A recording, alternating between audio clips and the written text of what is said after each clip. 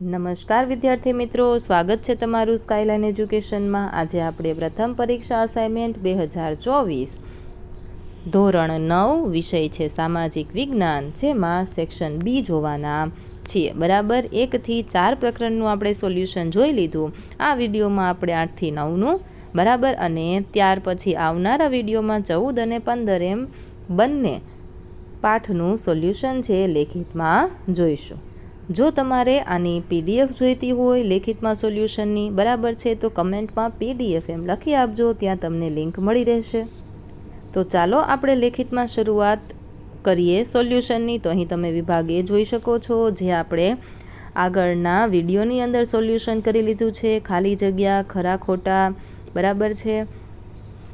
ત્યાર પછી જોડકા બધાનું સોલ્યુશન થઈ ગયું।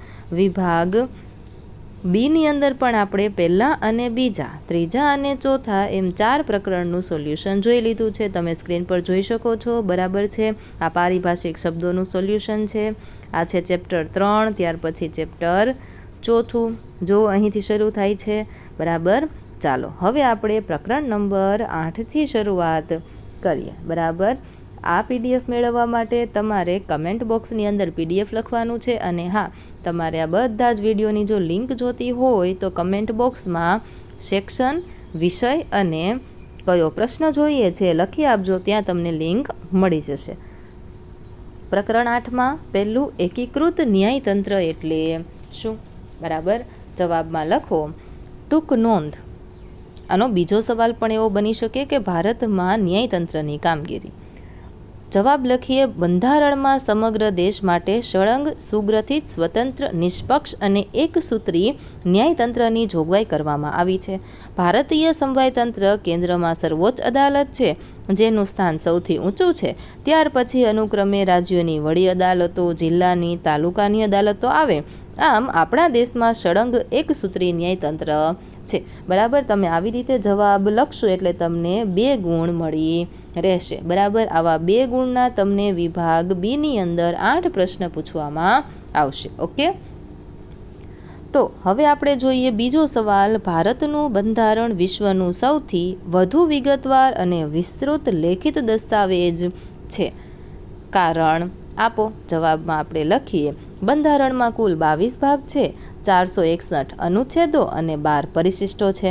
બંધારણમાં સંઘ અને રાજ્યોની શાસન વ્યવસ્થા અને તેમના આંતરસંબંધો, નાગરિકના મૂળભૂત હકો અને ફરજો, રાજ્યનીતિના માર્ગદર્શક સિદ્ધાંતો, ન્યાયતંત્રનું સ્વતંત્ર માળખું, ચૂંટણીઓ, લઘુમતીઓ, પછાત વર્ગો અને જાતિઓ તેમજ વંચિત સમૂહોના ઉત્કર્ષ માટેની જોગવાઈઓ, કટોકટીની પરિસ્થિતિ માટેની જોગવાઈ વગેરે બાબતોનો સમાવેશ કરવામાં આવ્યો છે। આથી કહી શકાય કે ભારતનું બંધારણ સૌથી મોટું બંધારણ છે। ત્યાર પછી પ્રકરણ 8માં ટોટલ 6 સવાલ છે, એમાંથી આપણે ત્રીજા સવાલનું સોલ્યુશન જોઈએ। ભારત એ બિન સાંપ્રદાયિક રાજ્ય છે। જવાબમાં લખો, ભારતમાં ધર્મ, જાતિ કે પંથના ભેદભાવ વિના બધા નાગરિકોને સમાન અધિકારો આપવામાં આવ્યા છે। ભારતના બધા નાગરિકોને ધાર્મિક સ્વતંત્રનો મૂળભૂત હક આપવામાં આવ્યો છે। ભારત સરકાર કોઈ પંથ કે ધર્મને વરેલી નથી। રાજ્ય બધા ધર્મોને સમાન ગણે છે। રાજ્યની નજરમાં ધર્મને કારણે કોઈ ઊંચું કે કોઈ નીચું નથી। બધાને પોતપોતાનો ધર્મ પાળવાની છૂટ છે। નિષ્પક્ષ અને તટસ્થ છે, અને સર્વધર્મ સમભાવ બરાબર એના સિદ્ધાંત પર ભારત છે કામ કરી રહ્યું છે, જેના લીધે ભારત એ બિન સાંપ્રદાયિક રાજ્ય છે।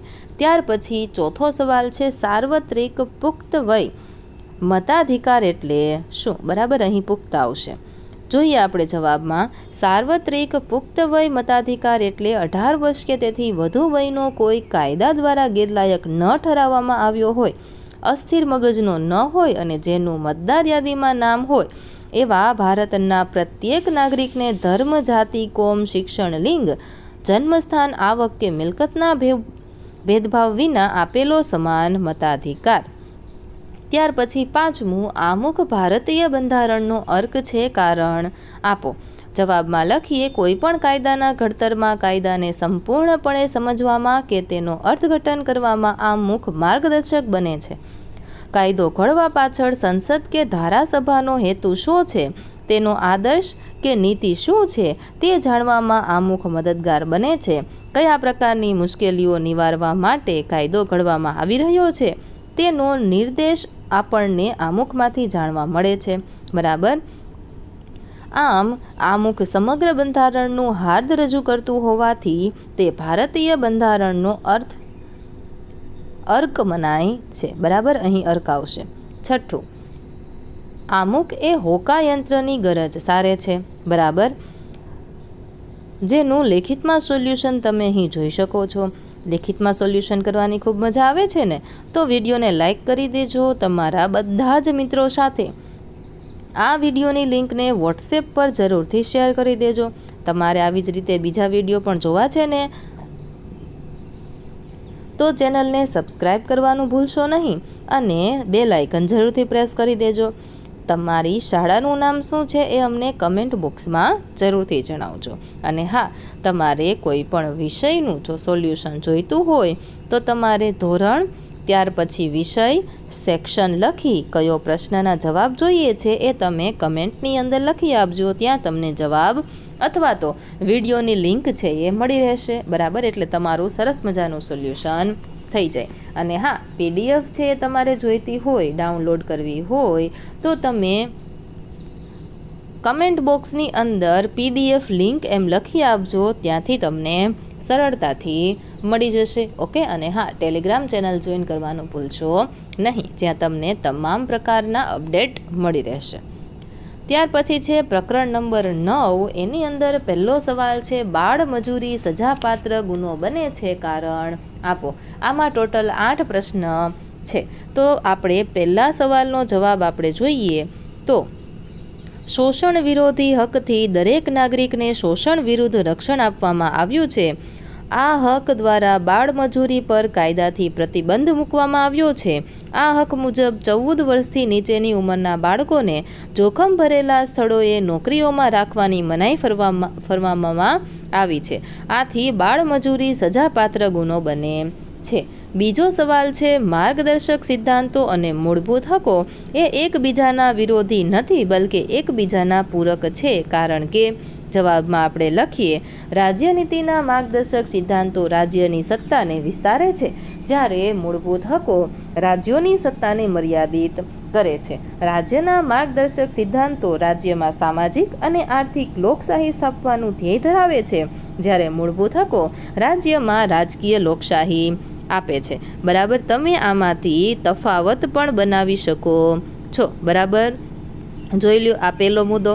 બરાબર, ત્યાર પછી આ મૂળભૂત હકોનો પહેલો મુદ્દો, માર્ગદર્શક સિદ્ધાંતોનો પહેલો મુદ્દો અને ત્યાર પછી મૂળભૂત હકોનો બીજો મુદ્દો. થઈ ગયું ને? ચાલો જોઈએ ત્રીજો સવાલ. બંધારણીય ઇલાજોનો હક બંધારણના આત્મા સમાન છે, કારણ આપો. જવાબમાં લખીએ, ભારતના બંધારણે દરેક નાગરિકને મૂળભૂત હકોના અમલની ખાતરી આપતો બંધારણીય ઇલાજોનો હક આપ્યો છે. આ હક મુજબ કોઈ પણ નાગરિક અદાલતો પાસેથી પોતાના મૂળભૂત હકોનું રક્ષણ મેળવી શકે છે. ચોથો સવાલ, મૂળભૂત હકોના ભંગ સામે અદાલતોનો આશરો લઈ શકાય છે, કારણ આપો. જવાબ લખીએ, ભારતના બંધારણમાં દરેક નાગરિકને મૂળભૂત હકોના અમલની ખાતરી આપતો બંધારણીય ઇલાજોનો હક આપવામાં આવ્યો છે. આ હક મુજબ મૂળભૂત હકોના ભંગ બદલ રક્ષણ મેળવવા સીધા જ કેન્દ્રની સર્વોચ્ચ અદાલત કે રાજ્યની વડી અદાલતમાં જઈ શકાય છે.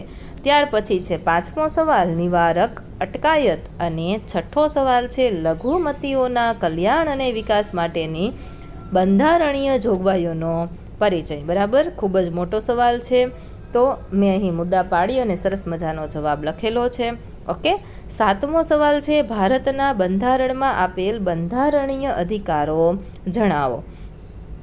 અને છેલ્લો આઠમો સવાલ છે, સ્વતંત્રતાઓ અમર્યાદિત કે નિરંકુશ હોઈ શકે નહીં, કારણ આપો. ત્યાર પછી 14મું 15મું ચેપ્ટર અને ત્યાર પછી વિભાગ સી અને ડી એનું પણ આપણે આવતા વિડીયોની અંદર સોલ્યુશન કરીશું. તમે અહીં સ્ક્રીન પર જોઈ શકો છો. બરાબર, આખી પીડીએફ અહીં આપેલી જ છે. ઓકે.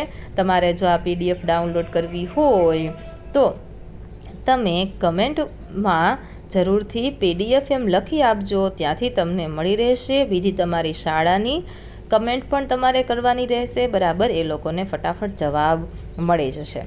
તો વિડીયોને લાઇક કરો, તમારા મિત્ર સાથે શેર કરો. આવી જ રીતે તમામ વિડીયો જોવા માટે ચેનલને સબસ્ક્રાઈબ કરવાનું ભૂલશો નહીં. આ વિડીયોને અંત સુધી જોવા માટે તમારો ખૂબ ખૂબ આભાર.